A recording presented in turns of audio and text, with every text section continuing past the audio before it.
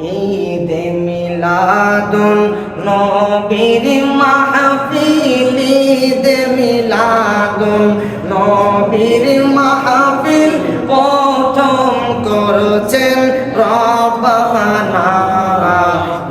ইমানদারগণ জুলুস করো না, ইমানদারগণ জুলুস করো না।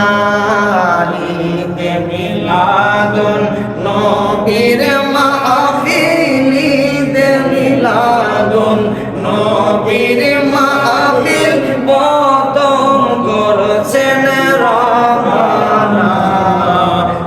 ইমানদারগণ জুলুস করো না, ইমানদারগণ জুলুস করো না। আশিক রে সূরা আলে ইমরানে আছে বর্ণনা, আশিক রে সূরা আলে ইমরানে আছে বর্ণনা। যাকে বলে অঙ্গীকার দিন, যাকে বলে অঙ্গীকার দিন, কানার দলে দেখে নারা। ইমানদারগণ জুলুস করো না, ইমানদারগণ জুলুস করো না। আশিক রে শোনো নবীর আগমনের ঘটনা, পশু পাখি নবী চিনল, পশু পাখি নবী চিনল, আমরা মানুষ চিনলাম না। ইমানদারগণ জুলুস করো না, ইমানদারগণ জুলুস করো। আশিক রে আল্লাহ কয় জিবরাইল শুনো না, আশিক রে আল্লাহ কয় জিবরাইল শুনো না। আসমান সাজাও জমিন সাজাও, আসমান সাজাও জমিন সাজাও, সাজাও বেহেশত খানা। ইমানদারগণ জুলুস করো না, ইমানদারগণ জুলুস করো না। ঈদে মিলাদুন নবীর মাহফিল, ঈদে মিলাদুন নবীর মাহফিল প্রথম করেছেন রব্বানা। ইমানদারগণ জুলুস করো না, ইমানদারগণ জুলুস করো না। আমার আল্লাহ বলে যে নবী যখন দুনিয়ার জন্য শুভ আগমন করবেন, ফেরেশতাদের 2 দিন ছুটি ছিল। কয়দিন? 2 দিন। এর আগে ফেরেশতাদের কোনো ছুটি ছিল না। ফেরেশতাদের খাওয়া নাই, উঠা নাই, বসা নাই, ঘুম নিন্দা কোনো কিছু নাই। ফেরেশতারা শুধু আল্লাহ পাকের জিকির, আমার দয়ার নবীর দুরূদ শরীফ পড়েন। সুবহানাল্লাহ। নবী যখন শুভ আগমন করবেন, আমার আল্লাহ সুবহানাহু ওয়া তাআলা ফেরেশতাদেরকে 2 দিনের জন্য ছুটি দিলেন। কয়দিন? 2 দিন। আমরা যখন সপ্তাহে যখন শুক্রবার যখন ছুটি পাই, খুশি হয় কিনা? খুশি হয় কিনা? সারাদিন সারা সপ্তাহ যখন আমরা কাজকর্ম করি, একদিন যেহেতু আমরা চাকরি করে ছুটি পাই, তখন কি হয়? আমাদের মন অনেক আনন্দিত হয়। ফেরেশতারা এর আগে আদম আলাইহিস সালাম থেকে ঈসা আলাইহিস সালাম পর্যন্ত সমস্ত দুনিয়ার জন্য আগমন করছেন। আল্লাহ কোনোদিন ছুটি দেন নাই। যখন নূরুল আলাম নবী শুভ আগমন করবে, আমার আল্লাহ ফেরেশতাদের 2 দিন ছুটি দিয়েছেন। সুবহানাল্লাহ। ফেরেশতারাকে বলে আল্লাহ পাক রব্বুল আলামিন কয়দিন ছুটি দিয়েছেন? আল্লাহ বলে ফেরেশতা তোমাদেরকে 2 দিন ছুটি দিলাম। ওই ফেরেশতারা 2 দিন ছুটি পেয়ে একজন একদল আরেক দলের কাছে যায়। রাতের ফেরেশতা দিনের ফেরেশতার কাছে আসে, আবার দিনের ফেরেশতা রাতের ফেরেশতার কাছে যায়। যাই একজন একদল আরেক দলকে দাওয়াত দেয়, তোমরা জানোনি আজকে কিসের জন্য ছুটি দেওয়া হলো? এক ফেরেশতা রাইকে বলে কেউ জানতাম না, তোমাকে যে এরকম ছুটি দেওয়া হয়েছে আমাকে তো ছুটি দেওয়া হয়েছে। ফেরেশতারা ডাইকে বলে কিসের জন্য বলো শুনি আমি আগে। বলে যার জন্য ছুটি দেওয়া হয়েছে, কোনদিন তো আমরা ছুটি পাই নাই। আল্লাহ সুবহানাহু ওয়া তাআলা আপনাকে আমাকে আজকে এই দিনে ছুটি দিয়েছেন। কেন ছুটি দিয়েছেন? আমার আল্লাহ পাক রব্বুল আলামিন যিনি নবীজির কাছে, নবী যিনি নবীর প্রেমিক, যিনি নবীর আশিক, যিনি নবীর জন্য যিনি দিওয়ানা, নবীর জন্য যিনি পাগল আশিক দিওয়ানা, ওই আল্লাহ সুবহানাহু ওয়া তাআলা নূরুল আলা নূর নবীর কারণে আজকে আমাদেরকে 2 দিনের জন্য ছুটি দিয়েছেন। সুবহানাল্লাহ। ফেরেশতারা আনন্দিত হয়ে একদল আরেক দলের কাছে কি আনন্দ প্রকাশ করে জুলুস করে বলে আজকে নূরুল আলা নূর নবী দুনিয়ার জন্য আসছে, নবীজি দুনিয়ার জন্য আগমন করেছেন, আমরা এই খুশিতে আজকে ছুটি পেয়েছি, চলো নবীর আগমনের দুরূদ শরীফ আমরা পাঠ করি। সুবহানাল্লাহ বলি। জালালউদ্দিন সুয়ুতী রাদিয়াল্লাহু তাআলা তিনি বলেছেন, যখন ফেরেশতারা ছুটি পেয়েছে একদল আরেক দলের কাছে যায়, সাথে সাথে নবী দুরূদ শরীফ পড়তে লান ধরে নবীজির রওজা মুবারকে ঢুকে নবী যখন দুনিয়ার জন্য শুভ আগমন করেছেন, নবীজির আগমনের যে স্থান মা আমিনার ঘরের মধ্যে সকল ফেরেশতা চারপাশে ঘিরা দিয়ে নবী দুরূদ শরীফ পাঠ করতেছে। সুবহানাল্লাহ। নবী যখন শুভ আগমন করে ফেরেশতারা দলে যখন আসছে, সিরিয়াল ধরে লাইন ধরে চারপাশ দিয়ে তারা ফেরেশতারা দাঁড়িয়ে নবীর শানে দুরূদ শরীফ পড়তে সাল্লাল্লাহু আলাইহি ওয়াসাল্লাম, নবীর শানে তারা দুরূদ শরীফ পড়তেছে। নবী যখন শুভ আগমন করবেন, এর আগের মুহূর্তের ঘটনা হচ্ছে মা আমিনা রাদিয়াল্লাহু তাআলা আনহা তিনি যখন দুনিয়ার জমিনে যখন হাঁটা চলাচল করতেন, নবী যখন মা আমিনার রেহেমে যখন আসলেন, তখন নবী করিম সাল্লাল্লাহু আলাইহি সাল্লাম আসার পরে মা আমিনা যখন রাস্তা দিয়ে হেঁটে যান, তখন আকাশের আগ মা আমিনাকে ছায়া দেয়। আরব দেশের মধ্যে এমন উত্তপ্ত তাপ, যেই জায়গার মধ্যে মানুষ হাঁটলে পা ঠসা পড়ে যায়, ওইরকম তাপ থাকার পরেও মা আমিনা রাদিয়াল্লাহু তাআলা তিনি যখন রাস্তা দিয়ে যখন হাঁটতেন, তখন আসমানের ছায়া আয়েশা মা আমিনার মাথার মধ্যে দাঁড়াইতো। মা আমিনা বলতেন, যখন থেকে নবীজি আমার রেহেমের মধ্যে আসছেন, তখন থেকে আমার আর কষ্ট করতে হয় না। সুবহানাল্লাহ। মা আমিনা রাদিয়াল্লাহু তাআলা তিনি যখন পানি আনার জন্য যখন কুয়ার দিকে যখন রওনা হইতেন, চারপাশে কুয়ার মানুষগুলো দাঁড়িয়ে থাকতো। মা আমিনা রাদিয়াল্লাহু তাআলা তিনি যখন কুয়ার মধ্যে সামনের মধ্যে গেলেন, যাওয়ার পরে পানি যখন তুলবেন, মা আমিনা তোলার লাগে নাই, যখন নবীজি রেহেমের মধ্যে চলে আসছেন, আগে মা আমিনা পানি বালতি দিয়ে রশি দিয়ে টান দিয়ে তুলতেন। যখন মা আমিনার রেহেমের মধ্যে যখন চলে আসলেন, তখন পানি নিজে উপরে চলে আসছে। সুবহানাল্লাহ। কোথায় আসছে? আগে মানুষ টান দিয়ে পানি রশি দিয়ে তুলতো পানি, নবী যখন রেহেমের মধ্যে আসতেন, তখন মা আমিনা বলেন, আমার আর কষ্ট করতে হয় নাই, আমি ওই কুয়ার সামনে দাঁড়াতে দেরি হয়, পানি নিচ থেকে উপরে উঠতে দেরি করে না। সুবহানাল্লাহ। মা আমিনা নাইকে বলেন, যখন আমি পানি তুলবো, পানি যখন আমি নিব, ওই আরবের লোকগুলা নাইকে বলে, মহিলারা নাইকে বলে, ও আমিনা আপনি একটু সময় এই জায়গার মধ্যে দাঁড়ান। মা আমিনা বললেন, কেন দাঁড়াবো? যে আপনি যদি চলে যান, পানি আবার নিচে চলে যাবে, আমাদের আবার কষ্ট করতে হবে। মহিলারা বলে, ও আমিনা আপনি যদি এই জায়গা থেকে সরে যান, তাহলে আবার আমাদেরকে রশি দিয়ে টান দিয়ে পানি তুলতে হবে, আপনি একটু সময় এই জায়গার মধ্যে দাঁড়ান। বরঞ্চ আপনি যদি এই জায়গার মধ্যে দাঁড়ান, আপনি দাঁড়াইলে আপনার পানি আমরা নিজে ভরে দিব এবং কি লোক দিয়ে বাড়ি পর্যন্ত পানি নিয়ে দেবো। সুবহানাল্লাহ। মা আমিনা বললেন, আমি আওয়াজ এলহাম শুনতে পেলাম, কেননা ওহী হচ্ছে নবীদের জন্য, এলহাম হচ্ছে প্রত্যেকটা ঈমানদারের জন্য। সুবহানাল্লাহ। প্রত্যেকটা ঈমানদারের জন্য কি এলহাম, আর ওহী হচ্ছে নবীদের জন্য। মা আমিনা বলেন, আমার কাছে এলহাম আসলো। কেমন এলহাম? পানি আমাকে ডাইকে বলতেছে, ও মা আমিনা আপনি এই জায়গার মধ্যে আশা লাগছে কেন? আপনি যদি আমাদেরকে বলতেন, আমরা পানি ঘরের মধ্যে চলে যেতাম।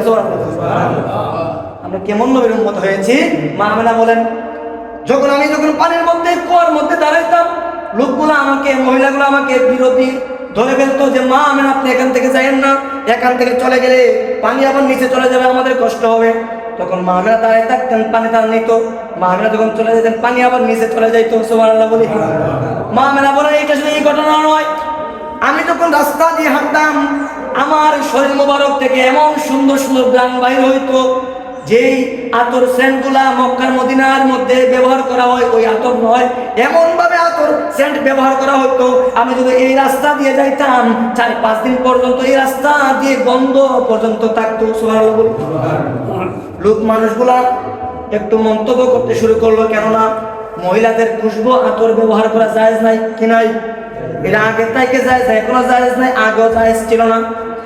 ওই মহিলারা এবং কি বিধবা মহিলা তো ব্যবহার করতে পারবেই না। যারা বিধবা, যাদের স্বামী মারা গিয়েছে, দুনিয়া থেকে চলে গিয়েছে, তারাও ব্যবহার করতে পারবে।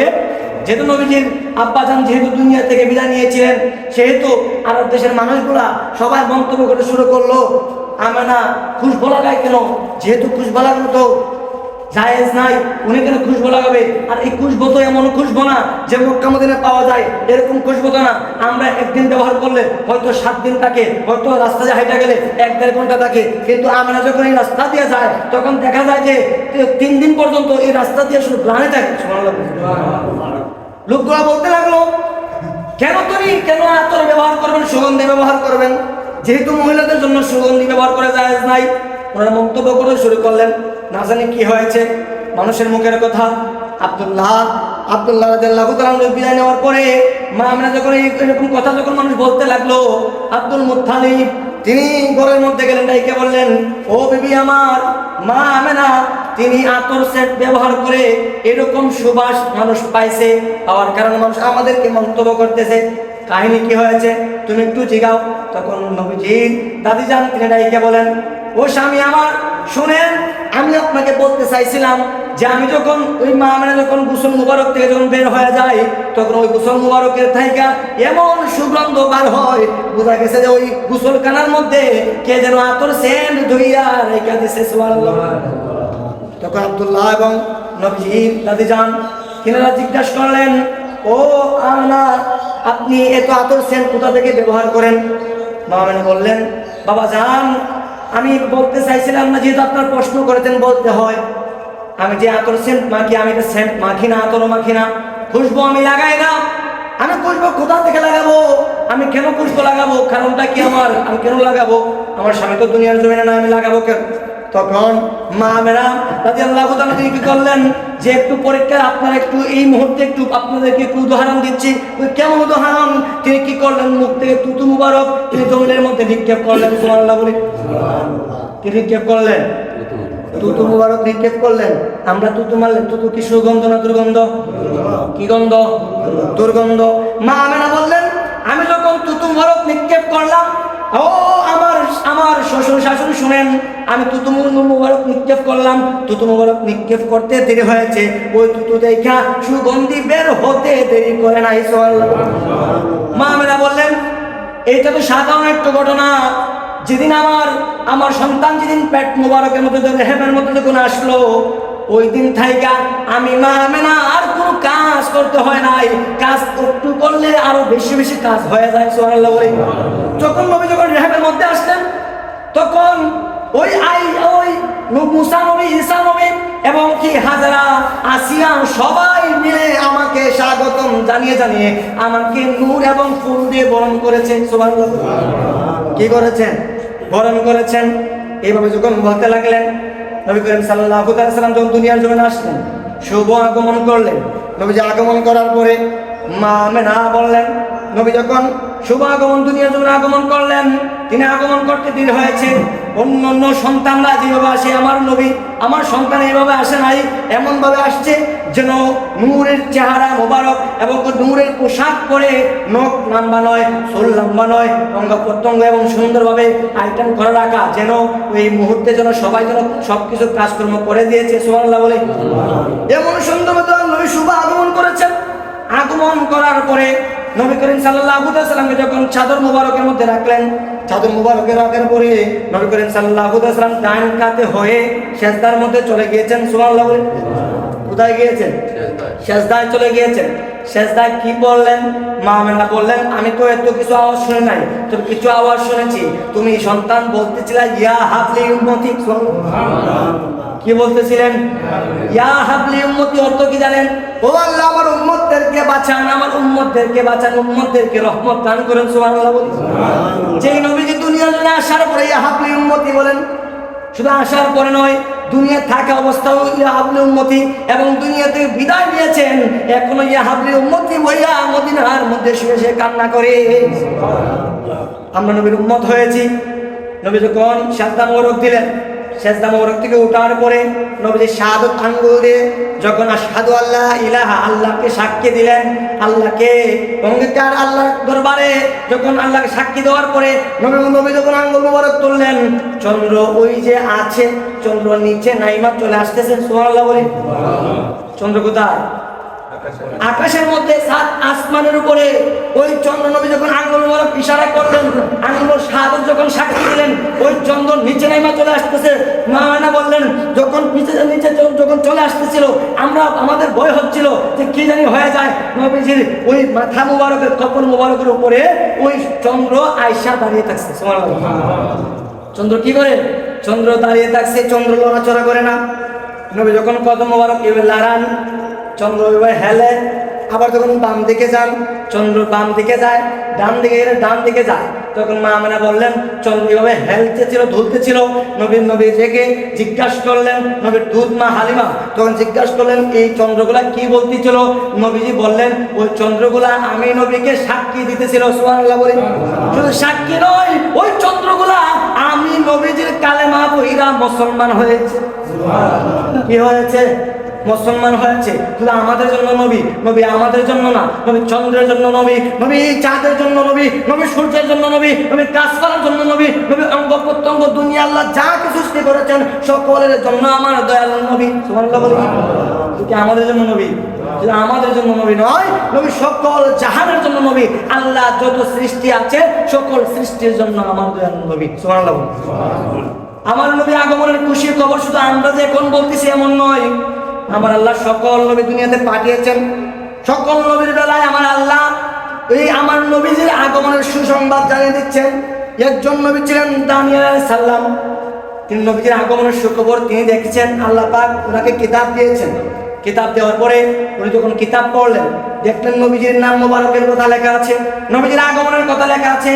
তখন দানিয়েল আলাইহিস সালাম তিনি ডাইকে বলেন, ওগো আল্লাহ, আপনাকে আমি একটা প্রশ্ন করব। বলি কি প্রশ্ন?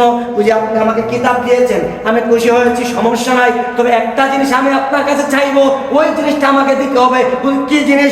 জিনিসটা হচ্ছে যে নবীর নাম মুবারক এই কিতাবের মধ্যে লিখেছেন, ওই নবীকে আমি দেখতে চাই। সুবহানাল্লাহ বলে। আল্লাহ বলে সম্ভব না, আপনি আগে চলে আসছেন, আগে আসলে দেখা সম্ভব না। আমার নবীকে শেষে পাঠাবো, আমার নবীর পরে আর কোনো নবী আসবে না। কি আসবে না? আমার পরে নবী কোনো আর আসবে না। তখন আল্লাহ বললেন যে তুমি দেখতে পারবে না। বুঝলি আল্লাহ যেহেতু দেখতে পারবো না, আরেকটা আমার প্রশ্ন। কি প্রশ্ন? যেহেতু নবীকে আপনি দেখাইবেন না, আপনি আমাকে নবীর উম্মতকে দেখান। তাও সম্ভব না। উম্মত যদি না দেখান, আমাকে ওই নবীর উম্মতের হাতের ছোঁয়া হইলো আমাকে লাগান। শোনালো বলি না? আমরা এমন নবীর উম্মত হয়েছি, নবীকে দেখার জন্য পাগল ছিল না ওনারা, নবীর উম্মতের হাতের ছোঁয়া পাওয়ার জন্য তারা পাগল ছিল। সুবহানাল্লাহ বলে।